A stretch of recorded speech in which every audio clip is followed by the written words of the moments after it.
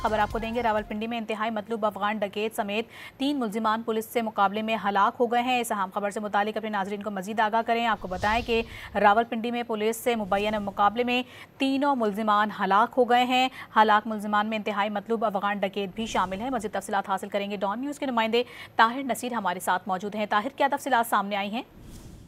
जिस तरह देखें, थाना सदरवा का इलाका है, यहाँ पे पेशावर पुलिस और रावलपिंडी पुलिस का डाकुओं के साथ मुकाबला हुआ है और दौरान फायरिंग 3 डाकू हलाक हुए, जबकि एक को जख्मी हालत में गिरफ्तार कर लिया गया। हलाक अफराद का ताल्लुक आदम खान अगवानी गिरोह से, जो पेशावर में अगवा बरए तावान की वारदातें करते थे और यहाँ पे थाना सदरवा के इलाके में आके छुप जाते थे। पेशावर पुलिस और रावलपिंडी पुलिस के मुश्तरका ऑपरेशन के बाद 3 डाकू, जो इनमें गैंग का जो सरगना आदम खान था, वो भी हलाक हो चुके हैं। एक को जख्मी हालत में गिरफ्तार कर लिया गया, जबकि हलाक अफराद के पास जदीद असला मौजूद था। वारदातों के बाद वो पेशावर के बाद वारदातें करने के बाद यहाँ आकर छुप जाते थे और जो जख्मी डाकू है उसको तिब्बी इमदाद के लिए अस्पताल मुंतकिल किया गया। DSP की सरबराही में पेशावर से पुलिस यहाँ पे आई थी मुल्जिमान की गिरफ्तारी के लिए।